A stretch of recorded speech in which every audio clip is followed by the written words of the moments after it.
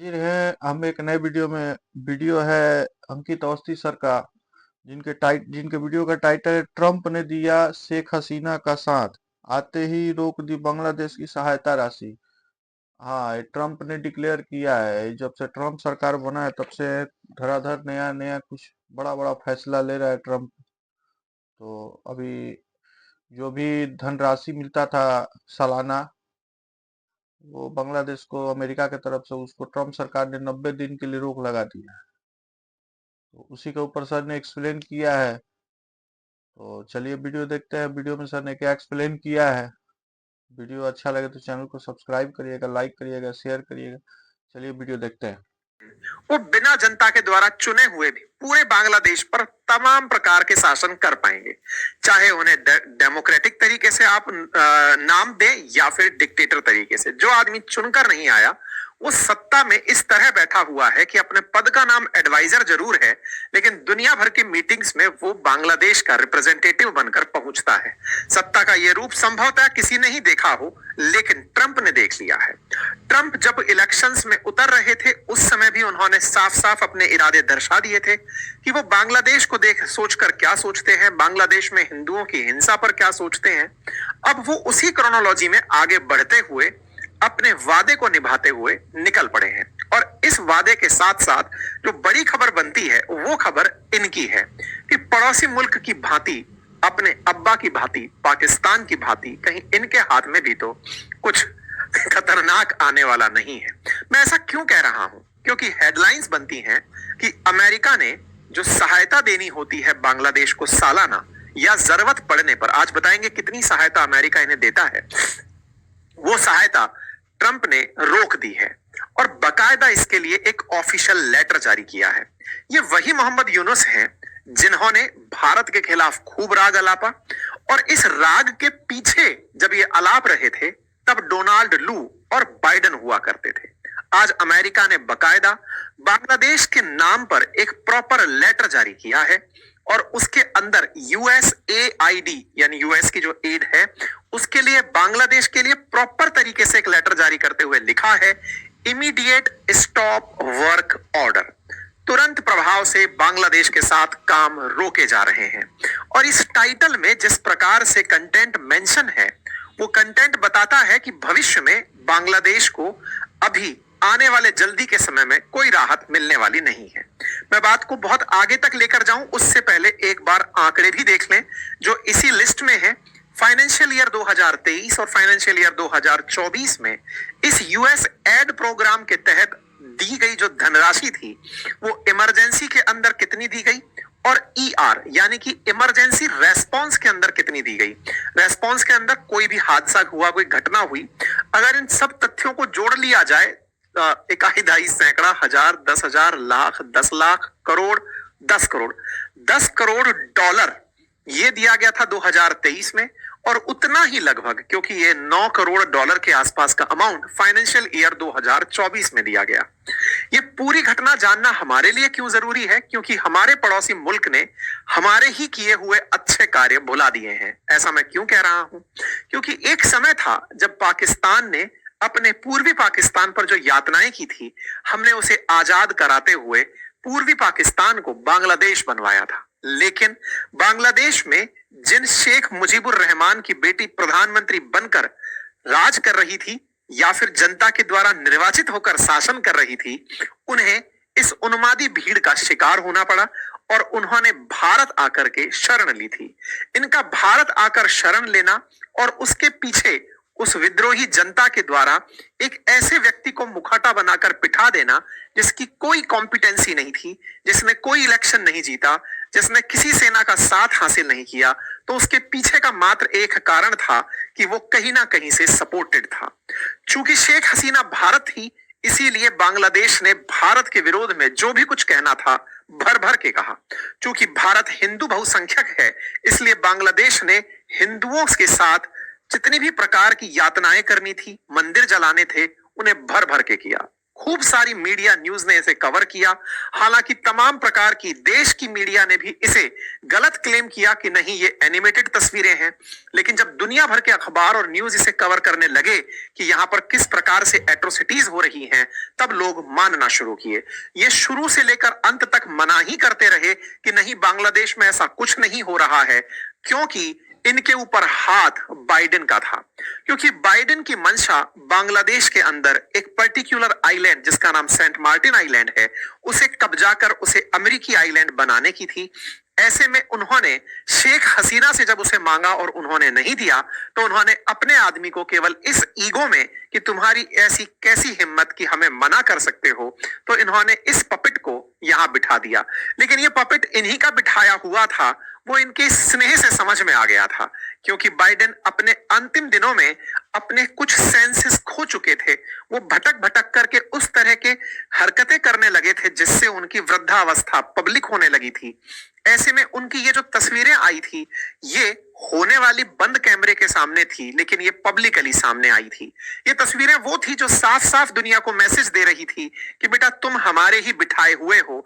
अमेरिकी राष्ट्रपति से इस तरह की तस्वीरें एक्सपेक्टेड नहीं थी, लेकिन ये जो तस्वीरें थी, इन्होंने बहुत कुछ बयान कर दिया था।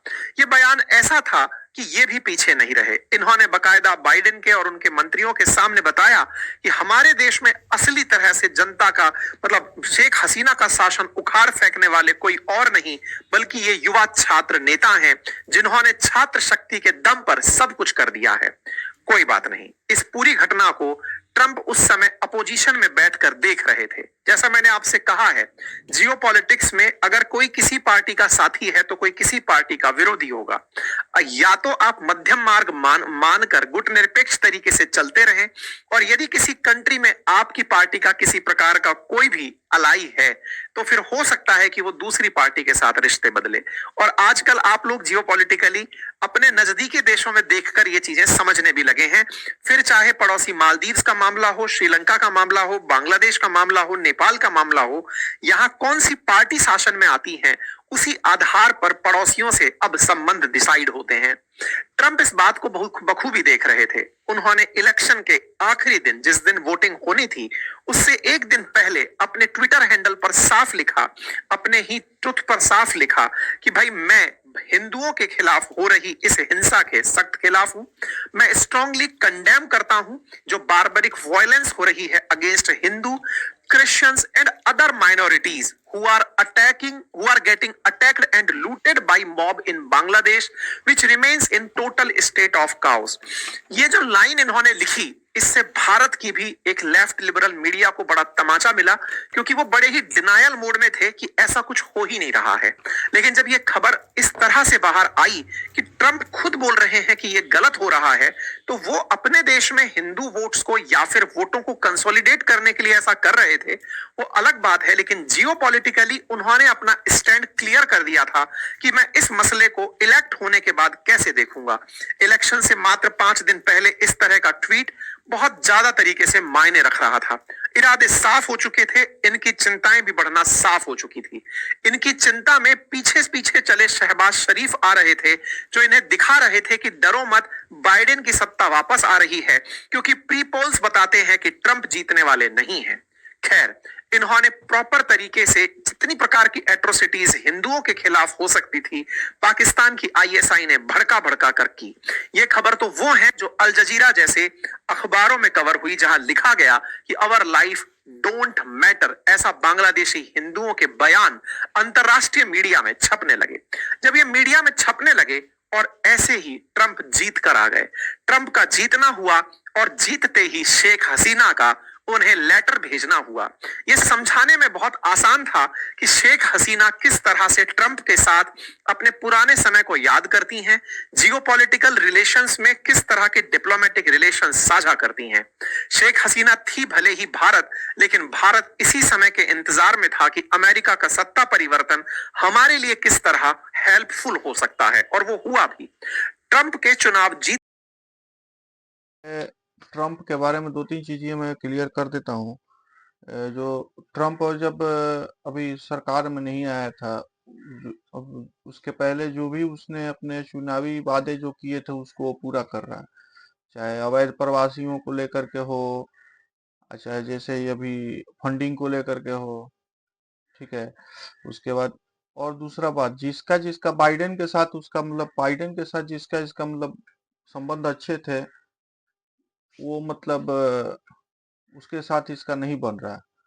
जैसे अभी सुनने में आ रहा है कि ये फंडिंग यूक्रेन को भी फंडिंग देना बंद करेगा। मतलब अभी तक जो बाइडेन की सरकार थी, वो जब जब से रूस यूक्रेन का युद्ध हो रहा था, उसमें सबसे ज्यादा फंडिंग यूक्रेन को बाइडेन की सरकार ने ही दिया था। तो ये अभी जो ट्रम्प है, इसको भी मतलब रूस को सॉरी यूक्रेन को भी मतलब फंडिंग देना बंद कर देगा।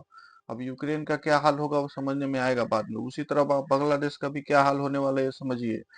ये तो मतलब जो भी डोनाल्ड ट्रम्प का जो भी चुनावी मुद्दा था, उसको उसने मतलब अपने सीरियसली लिया है। तो वीडियो में तो बहुत मजा आ रहा है, चलिए वीडियो कंटिन्यू देखते हैं।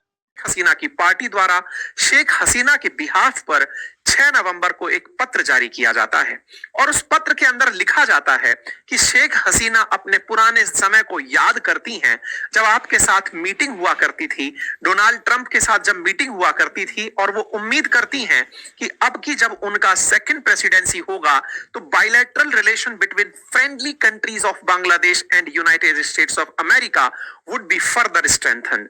इन्होंने अपनी तरफ से एक उम्मीद भरा पत्र इन्हें वापस लिखा, ये याद दिलाने के लिए कि याद है ना कि आप ही के विश्वस्त थे हम। ये पत्र इन्होंने दोबारा भेजा और इस पत्र को भेजने में जो बहुत बड़ी भूमिका निभाई थी, वो सारी उन घटनाओं ने थी जो ये सिद्ध करती थी कि बाइडेन बांग्लादेश को बिगाड़ रहे हैं। हमने इस विषय पर काफी सारे सत्र आपके सामने किए हैं, आपको संभवतया याद होंगे। अब ट्रंप का शपथ ग्रहण होता है। शपथ ग्रहण में हमारे विदेश मंत्री पहुंचते हैं। विदेश मंत्री पहुंचते हैं और यहां पर जो एफबीआई के चीफ हैं, उनके साथ मुलाकात करते हैं। एफबीआई डायरेक्टर जिनका नाम काश पटेल है, उनसे जयशंकर साहब की मीटिंग होती है। पैरेलली इसी समय पर विदेश मंत्री जो अब नियुक्त किए गए हैं अमेरिका में, उनसे जयशंकर साहब की मीटिंग होती है। इस मीटिंग में 22 जनवरी की ये तस्वीरें जयशंकर साहब के हैंडल पर आती हैं और इसी दौरान पत्रकार उनसे पूछते हैं कि सर क्या बातें हुई। जब पत्रकार वॉशिंगटन डीसी में ही हुई इस मीटिंग में पूछते हैं, तब जयशंकर साहब साफ साफ कहते हैं कि हाँ, हमारे और उनके बीच बांग्लादेश को लेकर चर्चा हुई है। ये बहुत मायना रखता है कि Bharat as a big brother किस तरह से अपने पड़ोसी मुल्कों के लिए वहां पर बात कर रहा था। पहली ही बात में, पहली ही मीटिंग में इस बात का रखना, भारत का अपने पड़ोस में शांति स्थापित रखना और ग्लोबल हेजिमोनी इंडियन ओशन में क्रिएट करके रखना, ये अपने आप में इरादे दर्शाता है। आप इस मैसेज को सुन सकते हैं, तो मैं फिर से सुनाता हूं। The first question, yes we had a brief discussion on Bangladesh. ये जो लाइन जयशंकर साहब ने बोली, ये लाइन 23 जनवरी की है। मतलब ये साफ है कि भारत ने अपनी तरफ से बांग्लादेश का विषय वर्तमान सरकार के सामने रखा। ट्रंप ने शपथ ली थी तो निश्चित ही एक्शंस भी होने थे। एक्शंस के अंदर ट्रंप ने इमीडिएट ऑर्डर, जहां पर एक तरफ डब्ल्यूएचओ को फंड देने से रोकने और डब्ल्यूएचओ से खुद को बाहर निकालने का दिया, उसके तुरंत बाद उन्होंने अमेरिकी विदेशी सहायता रोकने का आदेश दे दिया। और ये विदेशी सहायता रोकने का आदेश पहले तो पब्लिकली दिया गया था, जिसमें दुनिया भर के तमाम देशों के नाम थे, लेकिन जो कल शाम को आदेश आया, जिसे आज इंडियन मीडिया ने छापा, उसमें बांग्लादेश को पर्टिकुलरली फोकस करके लिखा गया, जिसका उद्देश्य इतना था कि ये भारत में चर्चा का विषय बने, और वो विषय बना भी। ट्रंप के द्वारा मोहम्मद यूनुस को दी जाने वाली यही मदद, यानी कि यूएस एड, रोक दी गई है। असल में ये ट्रंप नहीं, बकायदा अमेरिका के द्वारा दी जाने वाली मदद होती है। अब आप पूछेंगे कि ऐसा इस मदद में होता क्या है और ये क्यों दी जाती है, क्या ये सालाना दी जाती है? तो चलिए इसका विस्तार से अध्ययन करते हैं। इंटरनेशनल डेवलपमेंट के नाम पर अमेरिका एक फंड देता है। ये वो फंड है जिससे कि अमेरिका दुनिया भर में अपने समर्थन में देशों को खड़ा करता है, और डेमोक्रेसी की स्थापना के नाम पर, मानवाधिकार के नाम पर यह फंडिंग किया करता है। यूएस एड सालाना जारी की जाने वाली फंड है, जो कि अमेरिकी संसद के द्वारा अलोकेट की जाती है। अभी भारत का भी बजट आने वाला है। आपने अगर बजट पहले भी देखा हो तो आपको याद होगा कि बजट में भारत भी अपने पड़ोसी देशों के लिए कुछ ना कुछ बजट अनाउंस करता है। लगभग 1000 से 2000 करोड़ के आसपास का बजट हम भूटान के लिए देते हैं, हम अफगानिस्तान के लिए, बांग्लादेश, श्रीलंका, अपने पड़ोसी देशों के लिए जरूर अपने बजट में से फंड निकालते हैं। ऐसे ही अमेरिका दुनिया भर के देशों में अपने पक्ष में माहौल बनाए रखने के लिए यूएस एड देता है। ये यूएस एड का जो असल मकसद है वो कहने के लिए दुनिया में डेवलपमेंटल काम बढ़ावा देने के लिए या लोकतंत्र को बढ़ावा देने के लिए या गरीबी मिटाने के लिए है। वास्तविकता का जो असल उद्देश्य है वो अमेरिका के पक्ष में लोग खड़े करना है कि ये हमसे सहायता प्राप्त करते रहो और चलते रहना। ये यूएस एड की वेबसाइट है जिसमें कुछ इस तरह की चीजें लिखी हुई हैं कि हम ह्यूमैनिटेरियन असिस्टेंस दुनिया को देते हैं जिनका उद्देश्य agriculture, economic growth, environment, education, democracy, human right, governance ये सब करना होता है। इसके माध्यम से सरकारें, एनजीओस, प्राइवेट सेक्टर और लोकल समुदाय के साथ मिलकर काम किया जाता है। जब आप यहां जाकर के वेयर वी वर्क पे जाकर यूएस एड की वेबसाइट पर देखेंगे तो आपको यहीं पर ही बांग्लादेश दिखाई दे जाएगा। इस बांग्लादेश के साथ जब आप आगे बढ़ेंगे तो बांग्लादेश के किन किन सेक्टर्स में काम होता है ये भी दिखेगा, लेकिन ये भी दिखेगा कि ये यूएस एड एशिया के बहुत से देशों को दी जाती है। एशिया की सर्वाधिक जो यूएस एड है वो बांग्लादेश को दी जाती है। यूएस इस तरह की एड भारत को भी देता है। जैसे जापान भारत को जायका के तहत एड देता है क्योंकि दुनिया में क्लाइमेट को लेकर के भारत यही मांगता आया है कि अगर कार्बन उत्सर्जन को लिमिट करना है तो आप विकसित राष्ट्रों को सहायता देनी होगी।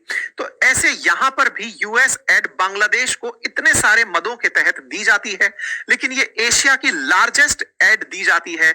यहां पर मेंशन है largest US aid development assistance programme in world, यानी दुनिया के अंदर सर्वाधिक दिया जाता है तो वो बांग्लादेश को है। ये लाइन इन्होंने प्रॉपर तरीके से मेंशन की हुई है। ये वो पैसा है जिससे इन्हें लगता था कि बिना कुछ किए भी आराम से रहा जा सकता है, लेकिन आपको ये जानकर के आश्चर्य होगा कि इस समय बांग्लादेश की स्थिति बिगड़ रही है क्योंकि जब कोई सरकार चुनी हुई नहीं है तो उसका कोई विजन नहीं है, ना कोई एक्सपीरियंस है, ना कोई विजन है, केवल सत्ता बनाए रखने के लिए केवल एक कार्यवाहक सरकार है। इसी कारण से बांग्लादेश को अभी सितंबर में जब यहां पर सत्ता परिवर्तन हुआ तो इन्होंने कहा कि हमें $5 बिलियन की आवश्यकता है। तब ट्रंप नहीं आए हुए थे तो इन्हें लगा कि इनकी सत्ता बनी है, यानी कि सत्ता परिवर्तन होकर के ये बैठे हैं तो अमेरिका इनकी सहायता करेगा। तो ऐसे में पिछले सितंबर में, यानी कि जिस समय ट्रंप का कोई लेना देना नहीं था, डोनाल्ड लू ही सब उल्टा पलटी कर रहे थे बाइडेन के कहने पर, तब इन भाई साहब से मिलने के लिए यूएस डेलीगेशन आया था। ये वो तस्वीरें हैं 15 सितंबर की। क्रोनोलॉजी समझिए, ब्लूमबर्ग की हेडलाइन है सितंबर 11 की, जब इन्होंने कहा कि हमें $5 बिलियन चाहिए देश चलाने के लिए। तो इनसे मिलने यूएस डेलीगेशन पहुंचता है और पहुंच करके अश्योर करता है कि चिंता मत करिए, हम आपको सपोर्ट देंगे। ये वो तस्वीरें हैं 15 सितंबर की जहां पर की ये तस्वीर निकल कर आती है। कहा जाता है कि चिंता मत करिए, हम आपको अमेरिका की तरफ से पैसे देंगे। ये यूएस की तरफ से, यूनाइटेड स्टेट्स की तरफ से रिप्रेजेंटेटिव पहुंचा हुआ है। ये रिप्रेजेंटेटिव इनसे बात कर रहा है, बगल में देखिए उस व्यक्ति को जिसने ये सारा खेला रचा है। यही वो डोनाल्ड लू है जिसने इमरान खान को जेल पहुंचाया, यही वो है जिसने शेख हसीना को हटवाया। ये पूरा की पूरा बाइडेन के काल में जिस तरह का काम किया वो इस व्यक्ति ने किया था। यही व्यक्ति इनके साथ बैठा दिखाई दिया कि चिंता मत करो, पैसा देंगे, और इसी की क्रिएटिविटी के चलते शेख हसीना का निकलना तय हुआ क्योंकि ये बदले में सेंट मार्टिन आइलैंड मांग रहा था। अमेरिका ने तत्काल प्रभाव से $202 मिलियन इमीडिएटली यूएस एड में घोषित कर दिए। ये सितंबर 15, 2024 की कटिंग है। इसके साथ साथ $5 बिलियन की मांग और 202 ऊंट के मुंह में जीरे के समान थी। परिणाम निकला कि इनकी ग्रोथ घटने लगी, अनएम्प्लॉयमेंट बढ़ने लगा। इनके साथ साथ इनके पास विदेशों को पेमेंट करने के लिए पैसा नहीं बचा। परिणाम स्वरूप बिजली का संकट पैदा होने लगा। भारत को जो पैसा देना था इन्हें बिजली के बदले, वो भी इनके पास नहीं बचा। इस बीच में आज के जो ताजा अपडेट्स हैं उनमें खबर निकल कर आ रही है कि यहाँ पे जो इनके एडवाइजर्स की ही कमेटी में बैठे हुए एक फॉरेन एडवाइजर है तौहीद इस समय चाइना की यात्रा पर गए हुए हैं ताकि चाइना उन्हें सस्ते दाम पर लोन दे सके या जो लोन चल रहे हैं उनका इंटरेस्ट घटा सके, क्योंकि अल्टीमेटली बांग्लादेश निकला पाकिस्तान से ही है, तो मांगने में और कटोरा पकड़ने में अच्छा है। ऐसे में ये लोन के इंटरेस्ट रेट घटवाने के लिए यात्रा पर निकले हुए हैं। परिणाम स्वरूप आप ये कह सकते हैं कि आज के हालात बांग्लादेश के अकल्पनीय होते जा रहे हैं, क्योंकि एक तरफ लोन चुकाने के लिए धन का अभाव है, दूसरी तरफ जॉब का क्राइसिस बनता जा रहा है, और क्राइसिस में ट्रंप का इस तरह सोने पे सुहागा कर देना इनके लिए एक बड़ी चुनौती बन गया है। मैं आपको याद दिलाऊं, ट्रंप ने दुनिया भर के देशों को एक लाइन कही थी कि मैं टैरिफ लगाऊंगा। टैरिफ से मतलब अगर आप मेरे यहां माल बेचते हैं तो मैं आपके ऊपर प्रतिबंध के रूप में, प्रतिबंध तो नहीं, या तो आप अमेरिकी सामान अपने देश में आने दें या फिर मैं अपने यहां पर इंपोर्ट ड्यूटी लगाऊंगा। बांग्लादेश का 95% जो रेडीमेड गारमेंट्स हैं, कपड़े हैं, वो अमेरिका को दिए जाते हैं। 95% जो बांग्लादेश का एक्सपोर्ट है यूएस को, वो रेडीमेड गारमेंट्स का होता है। ऐसे में अगर बांग्लादेश को इंपोर्ट ड्यूटीज जो देनी है अगर वो बढ़ जाती हैं तो इनका ये व्यापार भी प्रभावित हो जाएगा। यानी ट्रंप आना बांग्लादेश के लिए किसी भी तरह से फायदेमंद नहीं है। यही कारण है कि इन्होंने इस तरह से ये एक्शन लिया। मैं आपको याद दिला दूं कि अमेरिकी ट्रंप ने जब सत्ता संभाली उस समय एक बात और कही कि मैं किसी भी देश की मदद इस तरह से नहीं करूंगा जैसे करते आ रहे हैं।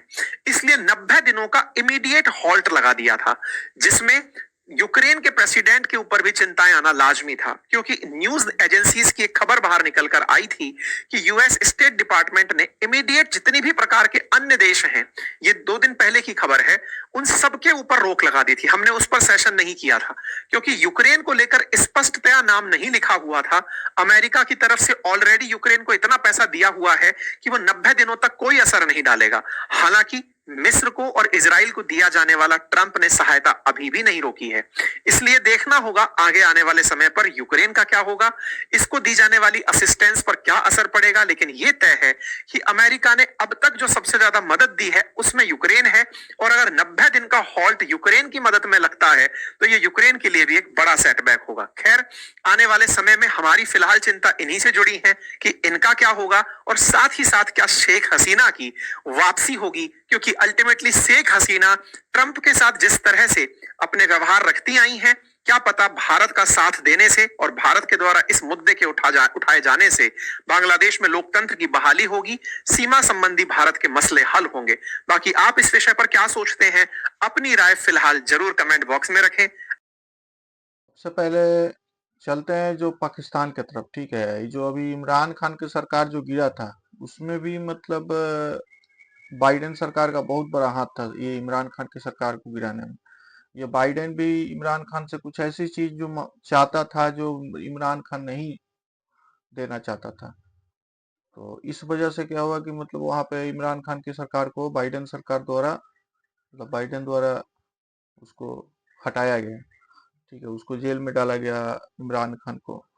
उसके बाद आते हैं अब दूसरे तरफ, जो ये बांग्लादेश में जो बोला जाता है कि आरक्षण को लेकर के जो स्टूडेंट की जो हड़ताल पे निकले थे, स्टूडेंट जो मांग कर रहे थे, जो शेख हसीना की सरकार और जो स्टूडेंट के बीच में जो अनबन चल, जिसके वजह से बांग्लादेश का जो हाल हुआ सबने देखा है। तो ये सारा खेल, वहां पे एक जमीन है उसको बाइडेन सरकार चाहता था बांग्लादेश में। ठीक है, जैसे सर ने भी एक्सप्लेन किया है, पहले भी मैंने वीडियो में एक्सप्लेन किया था, पहले इसके ऊपर भी मैंने एक वीडियो बनाया था कि बांग्लादेश में एक जमीन है जो अमेरिका लेना चाहता था। वहां पे अपना मतलब खुद का मतलब एक अलग कंट्री समझिए चाहे आइलैंड समझिए, जो भी बनाना चाहता था अमेरिका, तो उसको शेख हसीना सरकार नहीं दे रही थी। ठीक है, तो इस वजह से क्या हुआ कि मतलब वहां पे एक पैसा फंडिंग दे करके, पैसा दे करके वहां पे एक हड़ताल चालू कराया गया, एक मतलब झमेला तरह से जिसको बोला जाता है झमेला चालू कराया गया शेख हसीना की सरकार को गिराने के लिए, जो गिरा दिया। ठीक है, उसके बाद ये जो बैठा हुआ है मोहम्मद यूनिस का, बिना चुन के आया हुआ है, बिना सरकार के मतलब बिना चुनाव के जीत के आया हुआ है, ऐसे ही बैठा हुआ है, अमेरिका का डॉगी जिसको बोला जा सकता है। ठीक है, बाइडेन सरकार का डॉगी, अभी अमेरिका का डॉगी नहीं है। तो मतलब इससे क्या होता था कि यूनिस सरकार को बहुत पड़ता था, यूनिस का इससे मतलब बाइडेन से बहुत पड़ता था। तो अभी जो बैठा बैठ के बना हुआ है, अभी सरकार जो चला रहा है, तो उसी के मतलब इर्द गिर्द में ये हमें ट्रम्प ने क्या किया है कि अब मतलब बाइडेन के साथ क्या बोला मैंने पहले भी कि बाइडेन के साथ जिसका पड़ता था उसका ट्रम्प के साथ नहीं बन रहा है। उसने क्या किया, फंडिंग रोक दिया है, जैसे सर ने एक्सप्लेन किया। ठीक है, उसके बाद 90 दिनों के लिए फंडिंग को रोका गया। अभी सालाना फंडिंग होता है। अमेरिका अमेरिका के अंतर्राष्ट्रीय विकास एजेंसी बांग्लादेश यूनिट सरकार के लिए फंडिंग को सस्पेंड कर दिया है। इसमें जो रोक लगा है, वो जो नया सहायता देने वाला था, नया धनराशि देने वाला था, उस पे रोक लगाया है। इसमें अभी देखिए ये सारे मतलब जैसे यूक्रेन को भी मैंने बोला, यूक्रेन को भी फंडिंग पे रोक लगा दिया है। लेकिन हाँ, इजराइल और मिस्र को भी और कुछ एक दो देश हैं जिसको अभी फंडिंग मतलब कंटिन्यू रहेगा, फंडिंग मिलते रहेगा। ठीक है, इस नियम के लागू करने से, इस फैसले को लागू करने से जो यूनिस की सरकार है, जिसको बैठे हुए पपिट सरकार भी जिसको बोलते हैं, उसके तोते उड़ गए हैं। ठीक है, मतलब क्या होने वाला है अब आगे ही समझ लीजिए। ये अभी चले थे, अभी जैसे हम लोगों ने, इंडिया ने, ये भाई साहब यूनिट सरकार का अभी अभी पाकिस्तान के साथ खूब बन रहा है, जिसको मतलब 1971 में जिससे आजाद कराया था इंडिया ने। तो अभी इंडिया के दुश्मन के साथ इनका खूब बन रहा है। मतलब अभी आना जाना खूब हो रहा है, कभी ये जा रहे हैं पाकिस्तान बांग्लादेश के, कभी बांग्लादेश वाले पाकिस्तान वाले बांग्लादेश आ रहे हैं, तो अभी खूब बन रहा है। और पाकिस्तान का क्या हाल है अभी तो सभी जानते ही हैं आप लोग। ठीक है, कुछ दिन पहले ट्रम्प सरकार ने यूक्रेन को भी, जैसे मैंने पहले बोल दिया था, ठीक है, पिछली जो बाइडेन की सरकार थे, मतलब जैसे सर ने भी बताई, एक कितना लाख करोड़, मतलब ये जब से युद्ध चालू हुआ है रसिया के साथ में, फंडिंग करता था, फंडिंग के साथ साथ हथियार वगैरह भी सप्लाई करता था ये जो बाइडेन का सरकार। मेरे हिसाब से बाइडेन का जो सरकार था ना, सबसे मतलब कमजोर सरकार जिसको बोला जाता है, वो था अभी अमेरिका के इतिहास में। ठीक है, मेरे हिसाब से ट्रम्प एक बार आए, फिर ओबामा रहे, जॉर्ज बुश रहे, तो मतलब मेरे हिसाब से ये बाइडेन का सरकार एकदम मतलब, सरकार इसको नहीं बोलेगा, ये सोचता था कि मतलब पूरा जैसा जैसा करके चला है। ठीक है, तो बांग्लादेश में जो तख्ता पलट हुआ, पाकिस्तान में जो तख्ता पलट हुआ, उसमें मतलब ये बाइडेन सरकार का ही पूरा हाथ पेनली सब क्लियर हो गया है।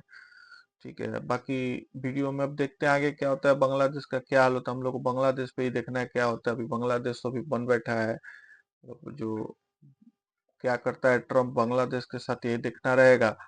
बाकी ट्रम्प जो है ना, लेकिन हाँ, ट्रम्प का जो भी चुनावी वादा था, उस चीज को वो अगला पूरा कर रहा है। मान लीजिए आप कोई भी चुनाव जीत करके आ रहे हैं, आप जनता से वादा कर रहे हैं कि हम इस चीज को पूरा करेंगे, तो वो चीज तो ट्रम्प कर रहा है। ठीक है, ट्रम्प जो बोल के आया है, बोल करके जो चुनावी मुद्दा उसका था, उसको वो पूरा कर रहा है।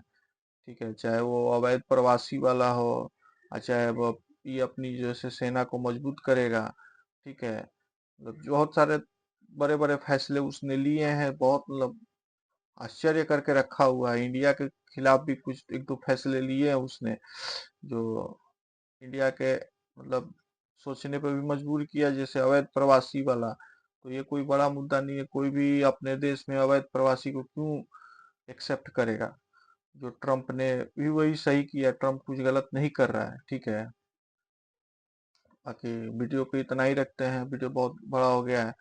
वीडियो अच्छा लगे तो चैनल को सब्सक्राइब कर दीजिएगा, लाइक कर दीजिएगा, शेयर करिएगा। चलिए मिलते हैं किसी नए वीडियो के साथ में। जय हिंद, धन्यवाद।